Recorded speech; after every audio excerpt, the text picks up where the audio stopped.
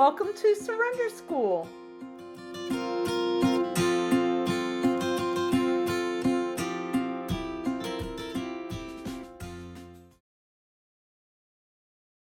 So at Surrender School, this is our mission statement at Surrender School. At Surrender School, we recover.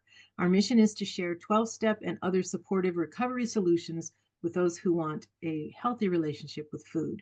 I do want to say, because we're a sister organization to Friendly Circle Berlin, your deal may not be food, but Surrender School is about food, but it's not about food because it's never about food. That would be like saying it was about alcohol. It's not, right? So anyway, everyone is welcome here. So we're glad you're here. I do want to say also that, let me say here, we are not an official 12-step meeting, but we do try to adhere to the spirit of the traditions. So we do that as well. And then this is all the stuff that's going on. I am not going to cover it in detail, except for a couple of things. Michael Naylor does do a book study with us. All the way to the left side of the screen are all the things that you can find on our website. In the center are things that are presently happening, and then we have some things in the future. I suggest very strongly that you take a picture of the screen if you know how to do that, because you've got it here. But if I really want to encourage you to go to surrenderschool.org website. If you click on everything we offer, you will see like everything we offer. So and that's at the top at a drop down. The stuff that's ongoing right now is in the center of the screen, and you can pick that. And we're going to go over the website here in a little while too, just so that everybody feels comfortable with that. All right, if Surrender School has helped you, please donate. You'll see a donate button on the main page. Also, the WhatsApp group, that little QR code right there. If you take a picture or hold your camera up, you'll be able to take a picture of it and join the WhatsApp group if you already haven't. I think 40 people joined within the last day, so that's kind of cool. All right, so we're going to get started. Let's just take a moment to be certain that we are present. So what I'd like you to do is just feel your breath going in and out of your body. And feel your feet on the floor. And that can ensure you that you're present. So anything that's happened before this, anything in the future that you're thinking about, just let it all go so that you can be present. Now together, let's say this simplified set-aside prayer. God, help me to set aside everything I think I know to leave space for what I have yet to learn. Space for what I've yet to learn. Okay, so what I'd like to do now, I'm going to go ahead and make that small. There we go. All right, so I want to talk for just a minute about the goal of the course. This course is a personal journey, and our focus is to help you to understand the relationship between your false self, that ego self, and your true self, which is basically your soul or whatever else they call that, and to treat yourself with unrelenting compassion because you are human. We do this by recognizing the unseen forces that drive our behavior with its passions. Some people call them defects, some call them defenses, and fixations, which are our perceptions of the stories that we tell ourselves. And by catching ourselves in the act, when our ego causes us to act out our most persistent defects. And then we gently remind ourselves to return to our true shining self. So this literally is all about allowing our greater power to turn us from this self-contemptuous, even moments of self-contempt, into moments of forgiveness and compassion. Because what many of us have found is if we are compassionate with ourselves, then we can be compassionate with other people as well. And it's all about that. All right, so some things to keep in mind. I love the Supercharge thing that came from the movie Cars.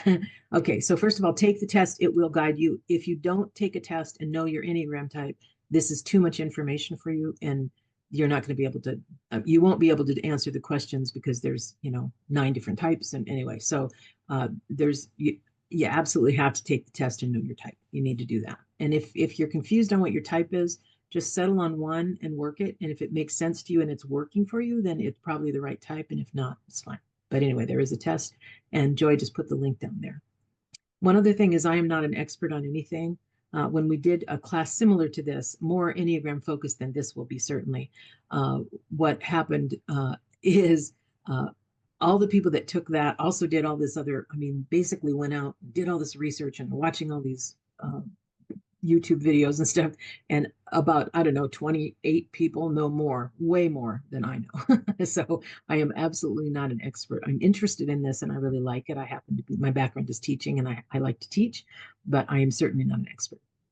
All right. So one thing I want to say is you will get, especially this class, you will get out of it what you put into it.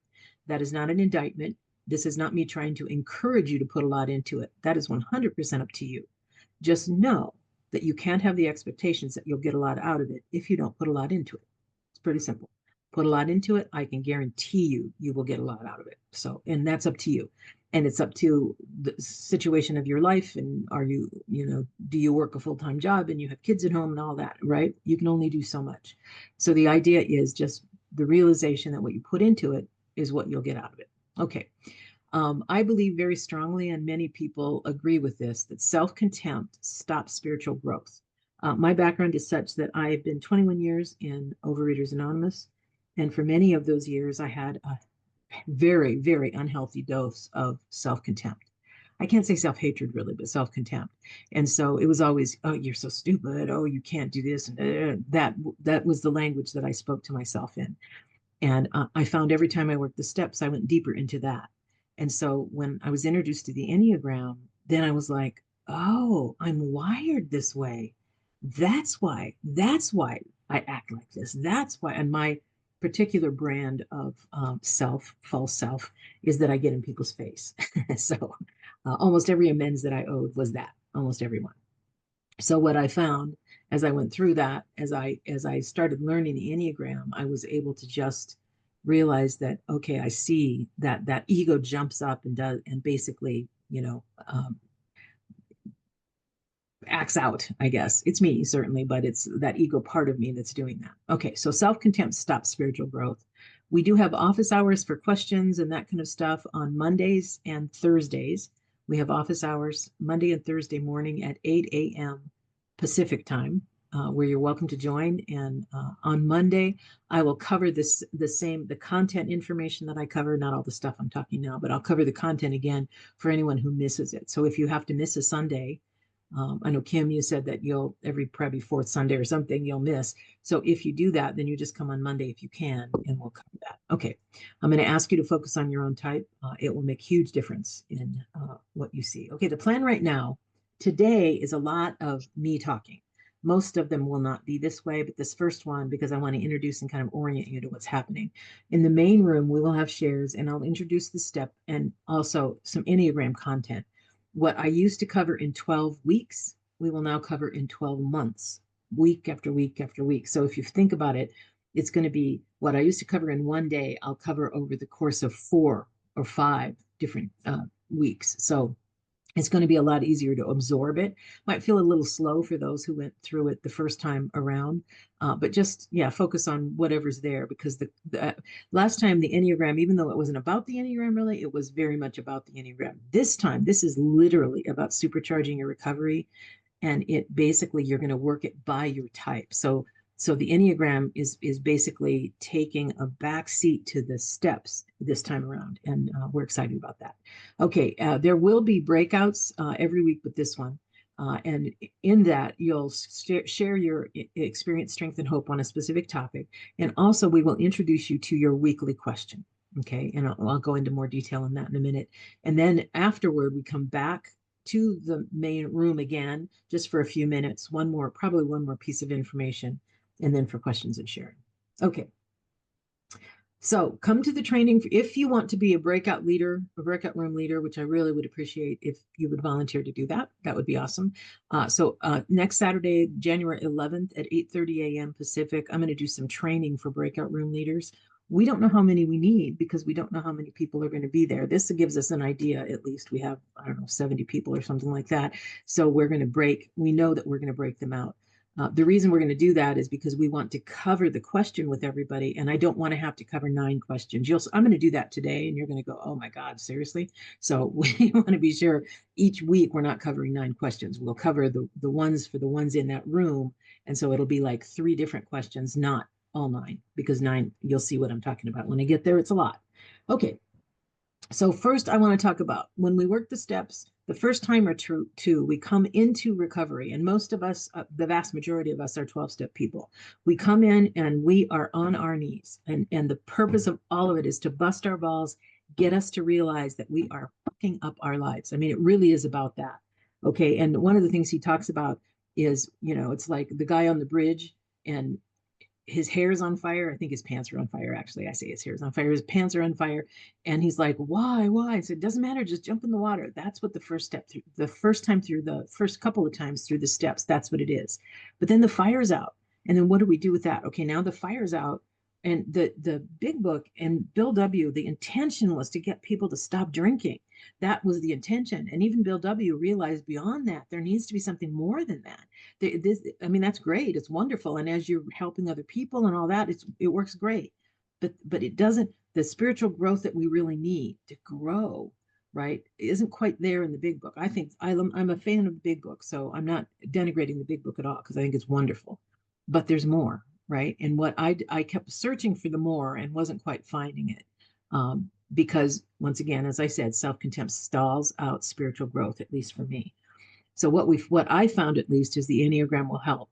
And I'm going to introduce the Enneagram to you in small bites, but I encourage you to go out, look at YouTubes, read books, do all of that on the Enneagram. I really encourage you to do that because it will help you. All right. So this course is all about working the steps by Enneagram type. And I want to talk about why we think that that is impactful.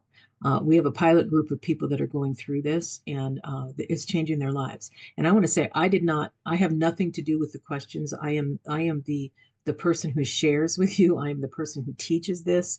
I am not the one who created it. So throughout most of my life, I taught my own stuff that I created.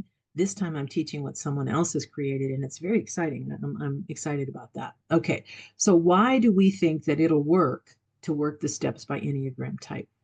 A.H. Almas, who's one of the Enneagram gurus, talks about the word inquiry.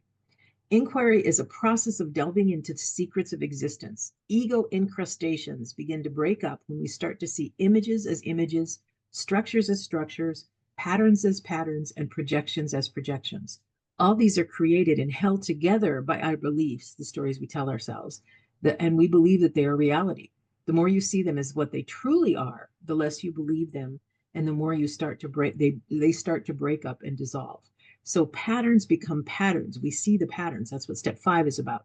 Projections are projections, right? Our judgment of other people is very often a judgment of ourselves. And the more we see that's not reality, that's just our perception, the story we're telling ourselves, then those things start to kind of break up. Super important. Okay, each week I'll give you a little bit of a weekly dose, I call that, of Enneagram information. Things like I'll define a couple of Enneagram words, a little bit of information about each type, and then if there's a difficulty for that type for the step, and then there always is, and then one question to journal about.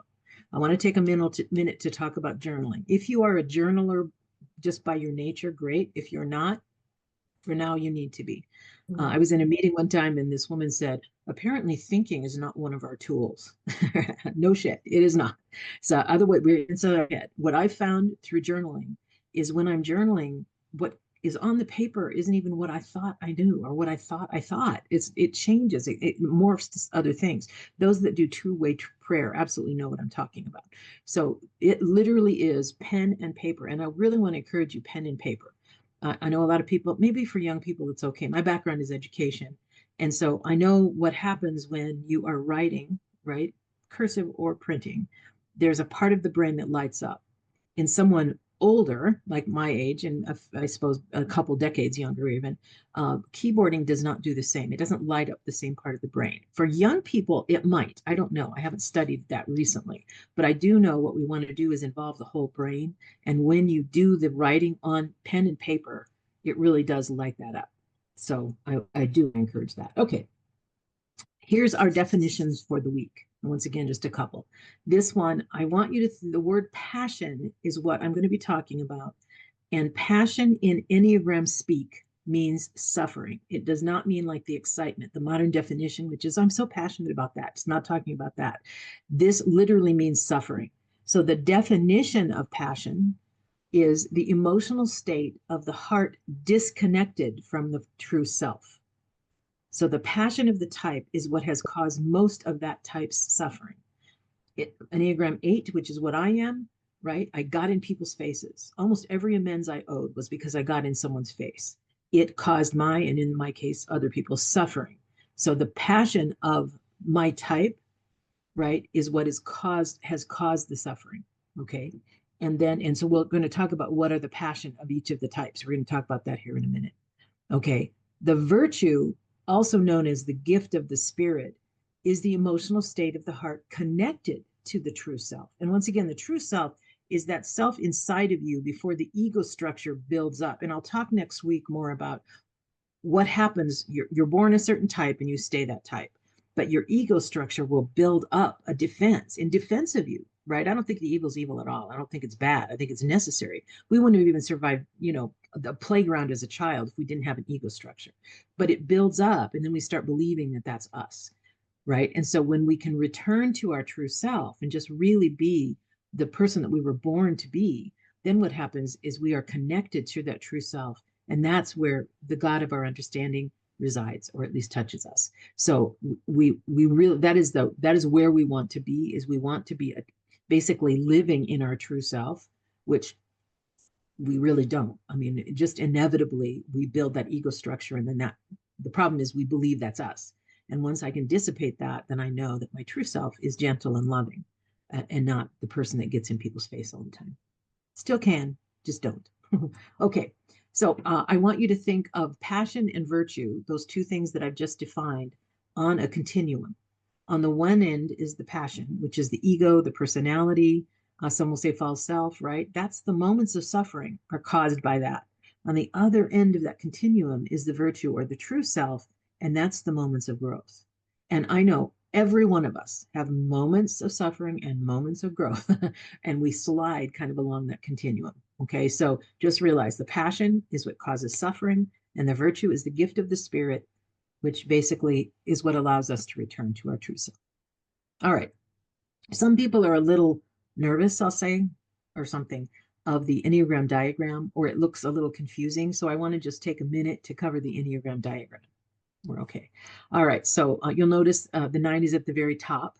Okay. And you'll notice then it's 1, 2, 3, 4, 5, 6, 7. It's a circle, and it just means like infinity, basically, right? We are all one, is what it means.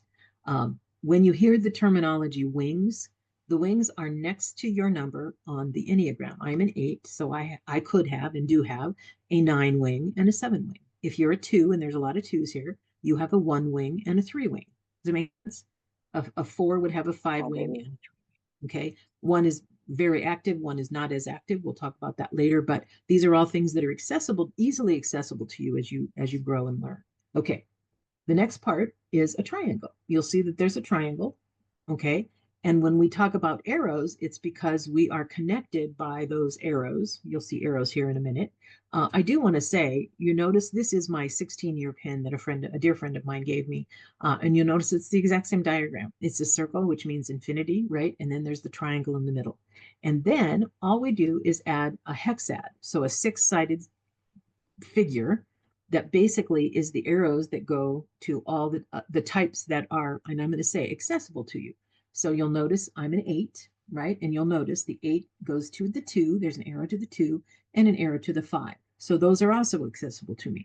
So that's really the way that it works, is those things that you have either wings or arrows to are traits that are accessible to you that you can easily use. I guess I'll use that, and can incorporate in your life, and probably have. If you worked a program, you already have. You just didn't have a language for it, but you already have. All right, so what we're going to do now is I'm going to introduce each of the types, but I'm going to do it relatively quickly. No, I'll do it quickly, and I'll explain kind of as we go through what I'm doing here. Okay, so type 1. If you are a type 1, I chose the little beaver because the beavers they're in the United States. I don't know if they're the rest of the world, but they're industrious. They build dams and that kind of stuff. But anyway, so this is the type 1 icon. And whenever you see this little beaver, you'll know, oh, I'm talking type 1. So we use it a lot of different places. Our minds work in icons, so it makes sense that we would have icons. Okay, so the type 1 is also known as the perfectionist. Their passion, which is that defense, right, is anger. Okay, their gift of the spirit is serenity. So if you look at the difference, once again, on that continuum, anger is on one end, serenity on the other. Okay, and you're on the sliding scale. The section that's in black, I called it originally the lie we live under. And when I talked to Michael Naylor, he said, I would say it's better stated how the one misunderstands the world. So the one misunderstands the world by believing I should be perfect and life should be perfect. And we all know what happens with expectations, right? So if the one believes, if they are living under the lie or living with the misunderstanding that they should be perfect and life should be perfect, right? You can see that that causes some problems.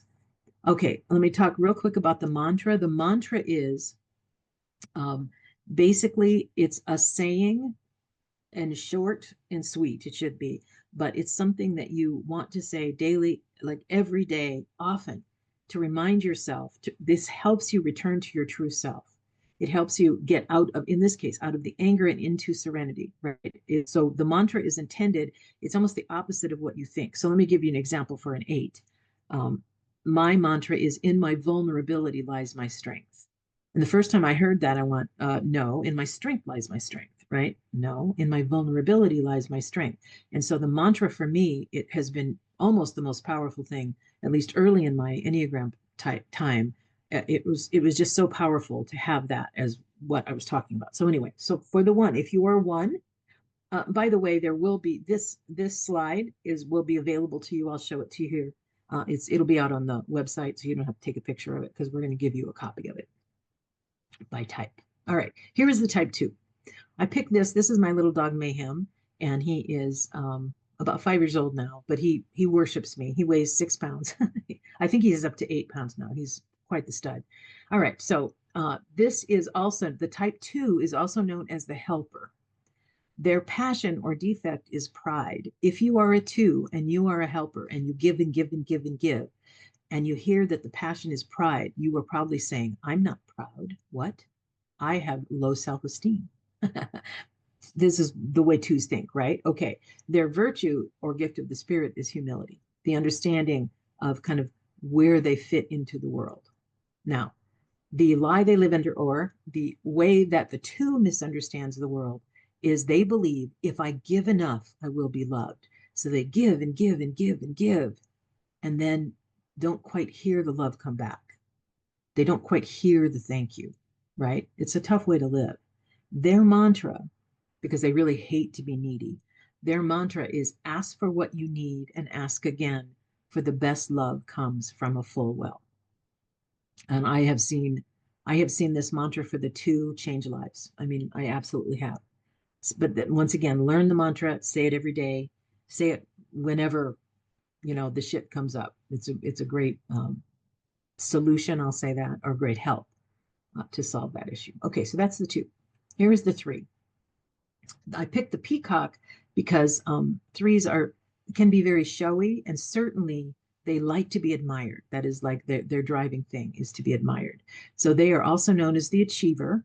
Their passion or defect is deceit. Their virtue is veracity, or basically self-honesty, right? Their gift of the spirit is to be honest with themselves.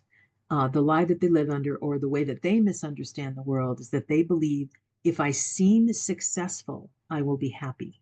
If I seem successful, I will be happy.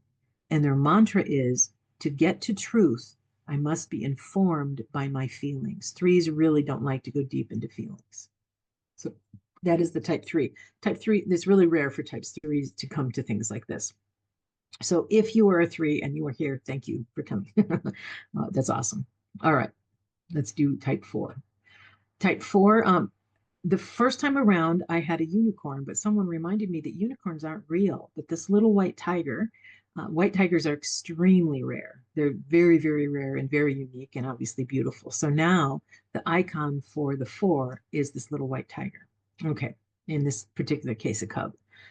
All right, so the type 4 is also known as the individualist, and their passion or defect is envy. Their virtue or gift of the spirit is equanimity. And that's basically understanding that we are all one, we are all the same, right? And basically, if you think of it as the opposite of envy, the lie that they live under or the misunderstanding that they live under is that I'm unique and people need to know that I am unique. And by the way, um, this idea of the lie that they live under or the misunderstanding, it comes from my mind. And the ones that I'm the types that I'm wings and arrows and that I have actual attachment to, I can pretty much go, oh, I can feel that. Fours and sixes and threes, I really don't. So that's 100% from my observation of that. So I could be missing on this, but I do think certainly fours are unique. Um, but people don't need to know that. I mean, they probably kind of just do know that. But anyway, so that's my point there. The mantra for the four, once again, I have seen it absolutely change lives. I have everything I need in this moment to grow, is the mantra for the four. Okay. The five, I picked the fox because they observe. I don't know if you've ever seen a fox. I've lived in Colorado for 30 years and we had foxes in our backyard. And so foxes will, like, they're very much observers, and they're also known as the observer. Their passion is greed, and it's usually greed for knowledge. And their virtue is the gift of the spirit that they have is non-attachment. They are very, very capable, like almost amazingly capable of letting things go. It's very cool. Okay. My husband is a five, so I do understand fives a bit. All right. The lie that they live under, or the way that they misunderstand the world, is that they believe that knowledge is the answer to everything. So they are my husband is a great researcher. He's really good at that. Okay. The mantra for the five is making contact with my direct experience and feelings will bring greater clarity and knowing.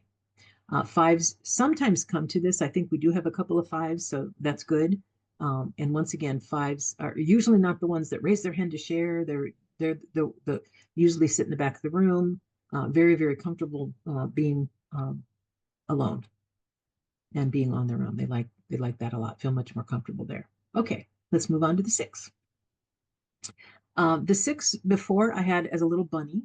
And I don't know why. I should have from the very beginning had the meerkats. I was in New Zealand one time at the zoo, and the little meerkats, like, they come up three at a time and they're all looking all three different directions, right? So they're really, really watching for, any kind of dangers. Meerkat is a perfect little icon here. The six is known as a loyalist. Their passion or defect is fear, and the virtue or gift of the spirit, right? The opposite of that is courage. So the six is a paradox because they have feelings on two ends of a spectrum, if you will. And so their misunderstanding on the way that they view the world is they believe that people are untrustworthy and that they must keep themselves safe. But they're also the loyalist, which means when they find a trusted authority, they're very, very, very loyal to that trusted authority. So they have both ends of it. Their mantra is faith is believing in things unseen. I am guided within. All right, let's move on to the seven. And I see that we have sevens. Love the little otters. I picked the otters because they're obviously very curious, and otters are hilarious. They're just very funny and fun. All right, so the type seven is known as the adventurer. Their passion or defect is gluttony. And it doesn't mean that's not overeating, over drinking. It's not that. It's just this sense that more, more, more. I need more. I need, right? What's next? What's next? What's next? Is that the gluttony? And then the virtue or gift of the spirit is sobriety. And that just means not having the need for more, right? That they basically can be satiated. So, all right. So, and the lie that they live under, or that misunderstanding, is their belief that they have to seize the day, and they have to seize tomorrow, and they have, right? It's more and more and more. Just that sense of more. There's a forward pushing of spirit, I guess, in the seven. And their mantra, and I love this because I think this is a wonderful mantra. Focus and staying present are my holy work. I am enough. And one of the things that I've been doing this past year is when there's something that I want, a change that I want in me, or a change that I want in my circumstances, I will ask my heart, my greater power, to help me make it holy work. If it becomes holy work, I will do it much more readily than if it's just something I wish I was doing. So I love this. Focus and staying present are my holy work. I am enough. Okay, for the 8, and once again, I am an 8, and I love this. I picked the lion because they're known. You'll later you'll learn that the new title for the 8 is the lion-hearted protector, and Joy found this picture for me, and I love it. Okay, so the type 8 is known as the challenger. That's the one who gets in people's faces, right? The passion or defect is a lust for intensity. That also is very much tied to my compulsive eating because right, it's like over flavored, over tasty, over salted, over sweet, over just that, right, that part of that intensity is in food, or has been for me. And then the virtue or gift of the spirits is innocence, and what that means is looking at things through fresh eyes, or it can mean that. Okay, the lie or the way that 8s misunderstand the world is the belief that I must be strong and in charge to be complete. So very often the 8s are the ones that take charge, whether they want to or not, and they just do. Right. Okay. And the mantra, once again, is in my vulnerability lies my strength. All right.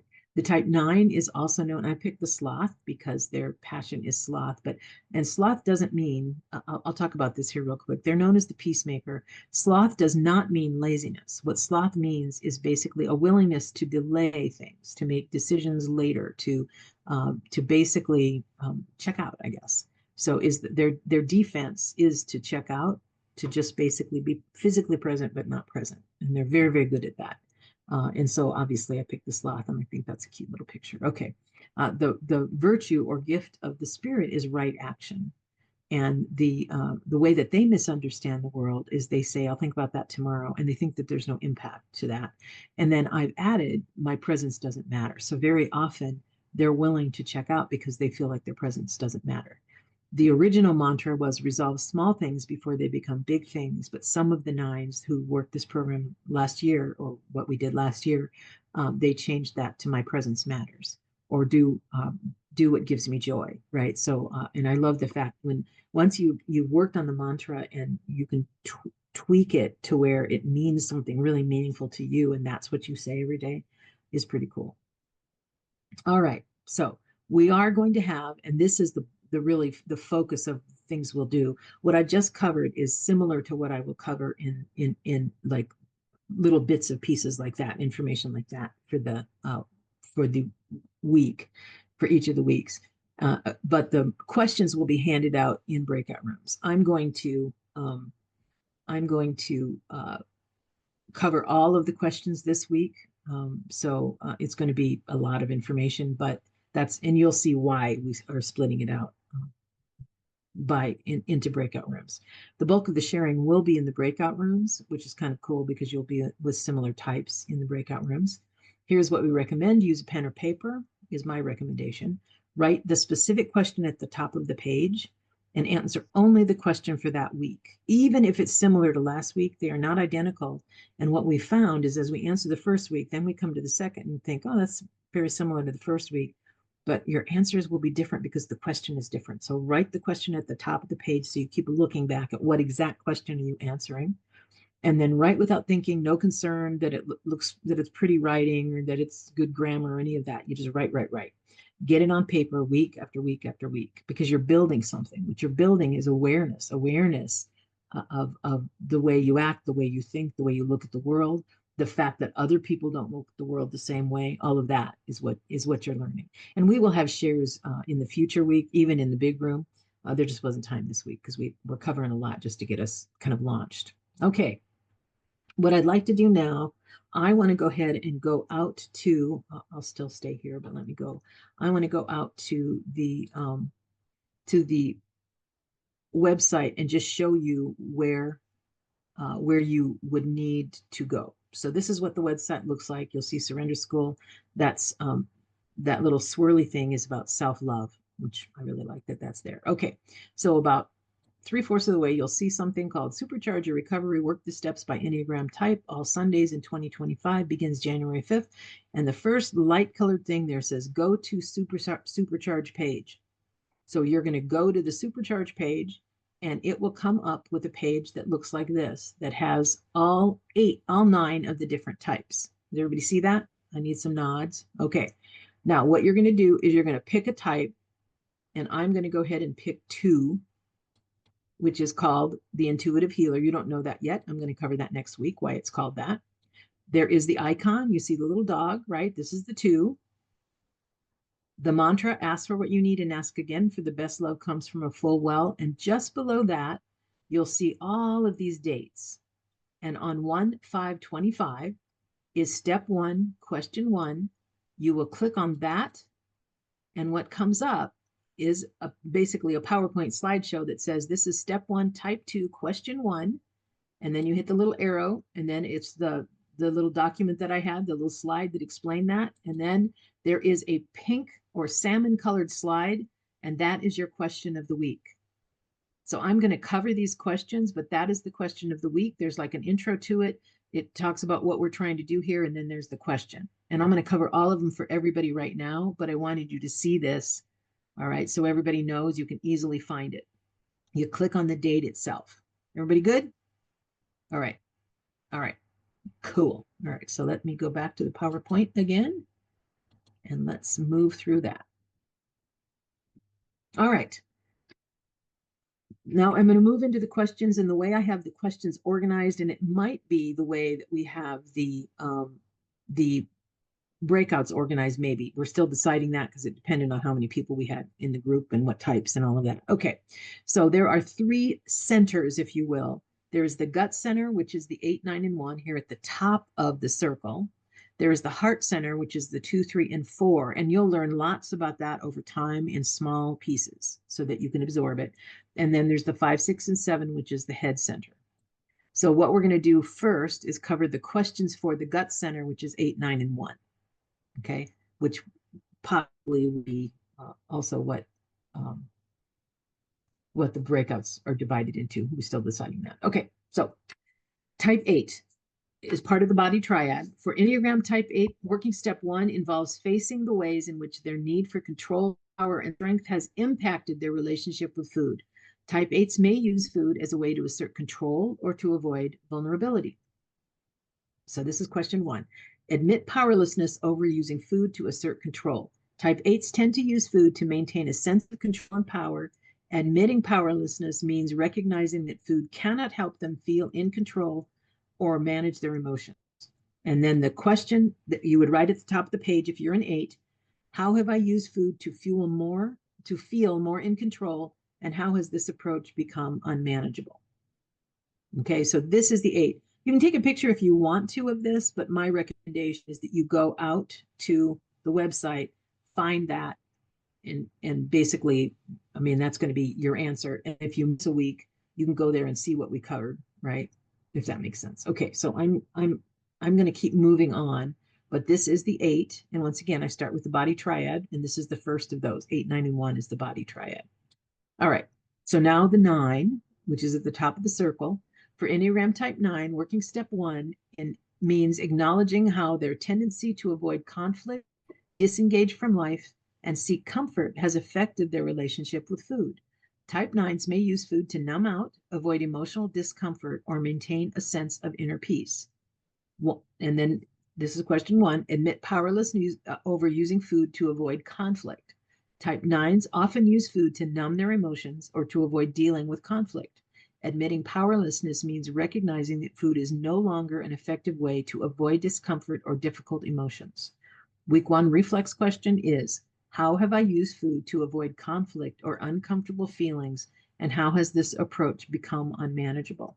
I'm going to take a minute to come back to the room because what I want to talk about for a second. You notice for 8, because my Enneagram type 8 does not avoid conflict. Those of you who know me know I do not avoid conflict. I am pushing into the world, right? I mean, my presence is, you do not want to fuck with me. I mean, I am, that is the 8, that's certainly the ego structure of the 8. I hope I'm softer than that now. But you notice that my question is all about that. That is what the question is focused on for the 8. For the 9, the question, right? They are abusing and using food, right? And because they want to avoid dealing with their emotions or dealing with conflict. Do you see how that's different? Do you see how that by type lets us, especially, can you imagine when we get to step 4, when we're really digging into all those motives and all those things you do in 4 by type, as opposed to just, was I selfish? Was I dishonest? Was I whatever? Right? That's why the people that have done the pilot are basically coming back and literally are saying, this is life altering. That's why we call it Supercharge, because it supercharges. Okay, I'm going to go back and share again. All right, because I want to finish this and then we'll do shares and questions at the end here. All right, let me share my screen again and move on to the others. I know I'm probably talking super fast. Sorry about that. Okay. All right, let's move on to type 1. For Enneagram type 1, working step 1 means confronting their deep desire to be good, perfect, and in control, which often extends into their relationship with food. Type 1s may use self-discipline, strict self-discipline, or indulge in compulsive eating to cope with the frustration of not living up to their own high standards. They have high standards for themselves and for other people, the ones.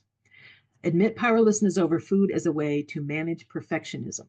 Type 1s struggle with holding themselves to impossibly high standards and often use food as a way to either exert control or rebel against their own rigid rules. So the reflex question is, how have I used food to either punish myself for not being good enough or as a way to escape the pressure of perfectionism? Okay, I want to say too, what we just did were 3 types. So those 3 questions in a breakout room would be helpful. Now I'm going to cover the other 6. So you're going to have 9 coming at you all at once. Sorry about that. But I wanted to introduce this now. And I think now you can understand why it makes sense that we go into breakout rooms to roll these out, because these are pretty deep questions. Okay. So let me go on to the next. All right. The next is, now we've covered the gut center 8, 9, and 1. Now we're going to go into the heart center 2, 3, and 4. All right. So for Enneagram type 2, working step 1 means recognizing how their deep need to be needed and loved often leads them to neglect their own needs, including their relationship with food. A type 2 may use food as a way to soothe feelings of rejection or depletion from overgiving to others. Admit powerlessness over food as a way to soothe emotional deprivation. Type 2s often struggle with putting their own needs last, which can lead to using food as a way to fill an emotional void. You see how the motivations are different. The addiction, the active addiction is different because of the type. Okay. So the question for the 2, I use food to soothe feelings of loneliness, unappreciation when I've given too much of myself to others. So that is the 2.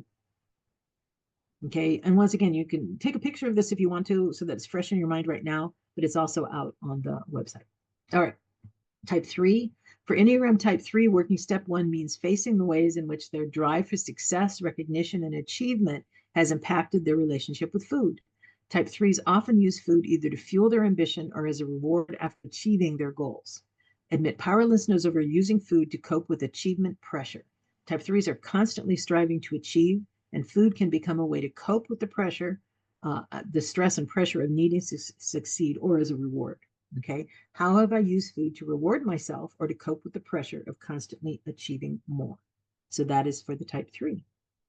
For the type 4, for Enneagram type 4, working step 1 involves acknowledging how their desire for uniqueness, deep emotions, and longing for significance have influenced their relationship with food. Type 4s may turn to food to cope with feelings of inadequacy, melancholy, or emotional intensity. Admit powerlessness over using food to cope with emotional depth. Type 4s experience emotions deeply and may use food to either intensify or numb these feelings, both. Admitting powerless means recognizing that food cannot fill the emotional void or resolve the feelings of being misunderstood or inadequate.